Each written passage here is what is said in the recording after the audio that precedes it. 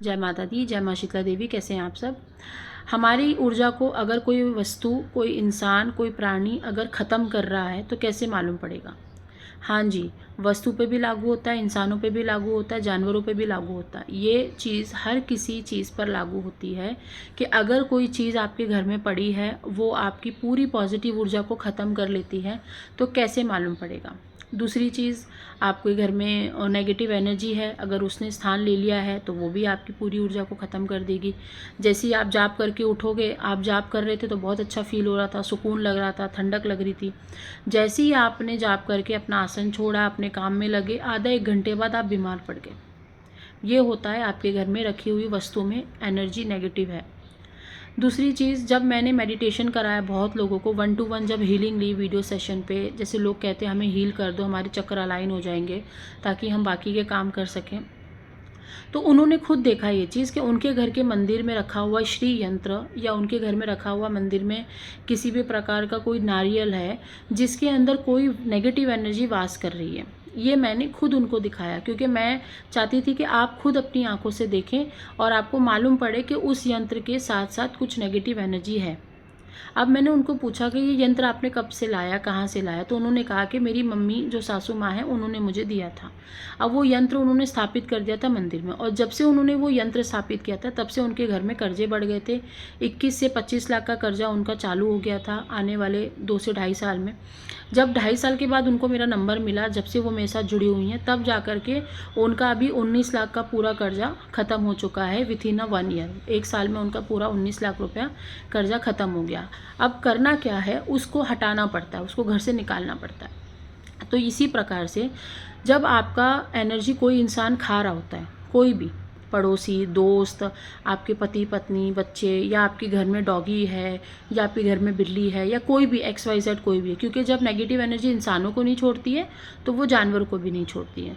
और एनर्जी खाने का काम सिर्फ नेगेटिव एनर्जी का होता है। अब वो चाहे इंसान के शरीर पे बैठ के खाए, चाहे जानवर के शरीर पे बैठ के खाए, पता कैसे चलेगा। मान लो आपके घर में कोई मेड है, फॉर एग्ज़ाम्पल मेड है, वो आती है घर के अंदर, सारा काम करती है, सब काम करके घर से चली जाती है। तो जब सब घर का काम हो गया तो आपको शांति महसूस होनी चाहिए, लेकिन ऐसा आपके ना माइंड में बहुत सारे विचार आएंगे, बहुत थॉट आएंगे, जबकि उसने आपको बोला कुछ भी नहीं, आपको कुछ नहीं ऐसा दिल हर्ट करने वाली बात बोली, कुछ नहीं बोला। बस आपके माइंड में ना एक चीज़ क्लिक कर गई कि ये चली तो गई है, अब मेरे को अच्छा भी लग रहा है, घर साफ़ सुथरा भी पड़ा हुआ है, लेकिन ऐसा क्यों फील हो रहा है कि भाई कुछ तो गलत हुआ है, कुछ तो गलत हुआ है। ये आपके माइंड में ना रिपीटेडली चलेगा। चलते चलते चलते चलते क्या होगा, आपको वो सपने में दिखाई देने लगेगी। अगर आपकी एनर्जी अच्छी है तो, आपकी पाठ पूजा अच्छी है तो वही काम वाली वो जो मेड है वो आपको दिखने लग जाएगी सपने में। जब वो दिखने लगेगी तो उसके ऊपर की ऊर्जा भी दिखने लगेगी। उसके साथ एक औरत खड़ी है, जैसे किचन में वो अकेले खड़े होकर साफ़ कर रही है बर्तन, तो आपको सपने में दिखने लग जाएगा कि उसके साथ साथ और एक औरत खड़ी हुई है, वो भी बर्तन साफ़ कर रही है, या एक और औरत खड़ी जो पोछा मार रही है लेकिन वो झाड़ू मार रही है। ऐसा आपको कुछ ना कुछ विजन्स आ जाएंगे, कुछ ना कुछ माँ संकेत दे देती हैं।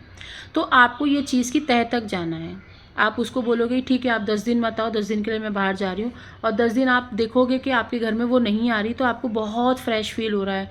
भले ही आप काम कर रहे हो, थक जा रहे हो, लेकिन आपको नेगेटिव थॉट नहीं आ रहे।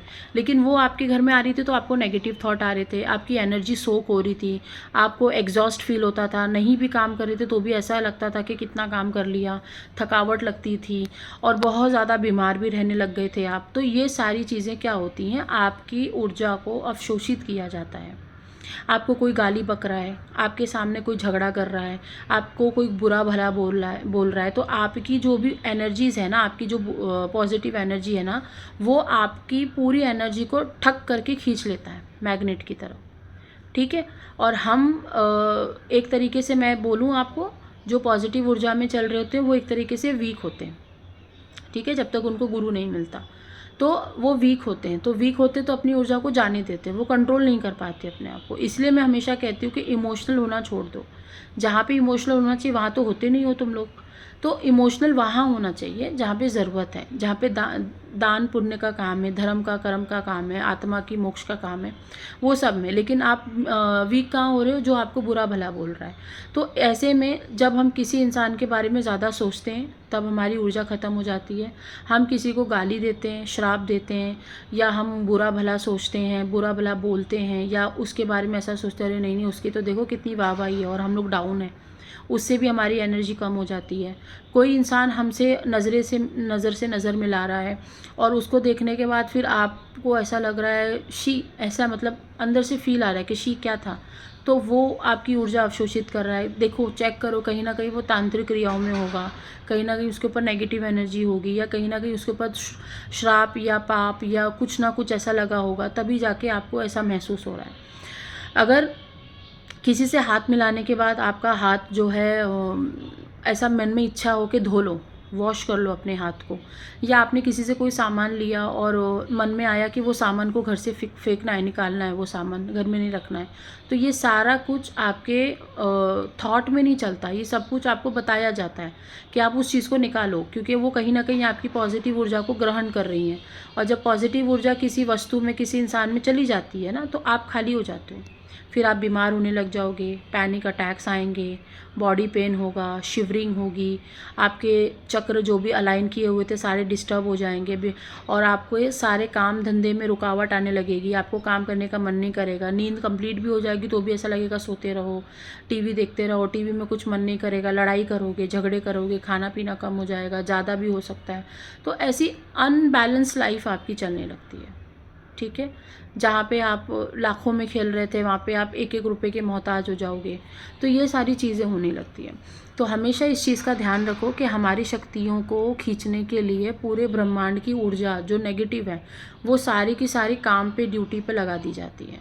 आप बोलते हैं ना सब लोग कि शुरू शुरू में हमारी 4 बजे आँख खुल जाया करती थी जब हम स्पिरिचुअल थे, फिर अचानक क्या हो गया 1 साल 2 साल बाद कि हम उठना ही छोड़ दिया। हमने क्यों उठना छोड़ दिया? क्योंकि अब ब्रह्मांड चाहता है कि तुम खुद एफर्ट्स डालो, तुम खुद उठो, हम क्यों तुम्हें रोज़ रोज़ उठाएंगे। हालांकि जो शक्ति 4 बजे आपको उठा रही थी वो शक्ति आज भी वहीं पे ही है, लेकिन वो बस टेस्ट ले रही है कि आप खुद उठ रहे हो या हमें फिर से मेहनत करनी पड़ेगी। तो कहते हैं ना, एक ड्रिंकर को या एक अल्कोहलिक पर्सन को शुरू शुरू में दारू पिलाना शुरू कर दिया और 1 साल 2 साल उसको खूब पिलाया, फिर उसको छोड़ दिया रोड पर, तो वो क्या करेगा? उस दारू को छोड़ेगा या वापस पीने जाएगा? ये उसका जो उसी प्रकार हमारा वो होता है कि इसको रोज़ हम 4 बजे उठा रहे हैं, ये क्या उठेगी या सो जाएगी? ये सब कुछ होता है। तो यूनिवर्स की भाषा को समझो, शक्तियों की भाषा को समझो कि कैसे शक्तियाँ अपना काम कर रही हैं। दूसरी बात, जब भी आप अपने लिए कोई भी सामान खरीदने जाएं या कभी भी कोई भी जगह पे जाएं या कभी भी कोई वस्तु लेकर आएं, तो वहाँ से आपको ये नोटिस करना है, ज़रूरी नहीं है कि आप अगर नया सामान ले रहे हो तो वो आपके लिए अच्छा ही होगा। ऐसे बहुत सारे मेरे साथ लाइव एग्जांपल्स हैं जो मुझे खुद नया सामान लेके आने के बाद मुझे वो डोनेट करना पड़ गया, मुझे वो निकालना पड़ गया। हालांकि जब मैं कोई सामान किसी को दे रही होती हूँ तो मैं पैसे नहीं लेती हूँ और उसको शुद्ध करके देती हूँ सामने वाले को। जैसे फॉर एग्ज़ाम्पल हम जो साफ़ सफाई वाले होते हैं, हम जब उनको कुछ देते हैं तो मेरे घर में इतने बड़े बड़े चीज़ें थी जो मुझे देनी पड़ गई, घर से निकालनी पड़ गई क्योंकि उसकी ऊर्जा सही नहीं थी। जब हम नया सामान लेकर आते हैं ना, तो ज़रूरी नहीं है कि उन्होंने तोड़ ताड़ कर ही बनाया हो। कभी कभी क्या होता है कि नई नई चीज़ें भी लोग रिप्लेस करके नए कस्टमर्स को बेच देते हैं। तो वो चीज़ क्या करती है, आपके घर में जब तक रहेगी ना, वो आपको एकदम चिड़चिड़ा बना के रखेगी और आपके माइंड में ना वो चीज़ आती रहेगी बार बार, देखो ये चीज़ इधर ही पड़ी हुई है, ये इधर ही पड़ी हुई है, इसको हटाना है, इसको हटाना है। ये सब कुछ आपके माइंड में आता रहेगा, लेकिन चाह कर भी आप उसको हटा नहीं पाओगे। और एक दिन इतना दिमाग सटकेगा इतना दिमाग ख़राब होगा कि उसको उठाकर फेंक दोगे। और जिस दिन उसको उठाकर फेंकोगे उस दिन तुम्हारे अंदर एक शक्ति प्रवाह होगी और उस दिन मालूम पड़ेगा कि इतने दिन से जो मैं सही सोच रही थी वो सही था। मैं सोच रही थी मेरा ही वहम है, मैं ही ज़्यादा सोच रहा हूँ। तो ऐसा आपको लगता है। तो घर की वस्तुओं को, घर के लोगों को एग्ज़ामिन करना चालू करो, स्टडी करो अपने ऊपर, कोशिश करो देखने की। एक पायदान होता है ना जिससे हम पैर पोंछते हैं पानी जब हम वॉशरूम से निकलते हैं, एक वो उतनी छोटी चीज़ भी हमारी एनर्जी स्टक कर सकती है। अगर आपने उसको क्लीन नहीं रखा, अगर आपने जैसे नॉर्थ होता है उसमें ब्लैक नहीं रख सकते, या अपना साउथ होता है उसको रेड नहीं रख सकते, या हमारा ईस्ट होता है उसमें हमको गोल्डन रखना चाहिए, येलो रखना चाहिए। तो ये जो चीज़ें होती हैं जब ये बियॉन्ड द वास्तु जाती हैं तो भी हमारी ऊर्जा स्टक होती है।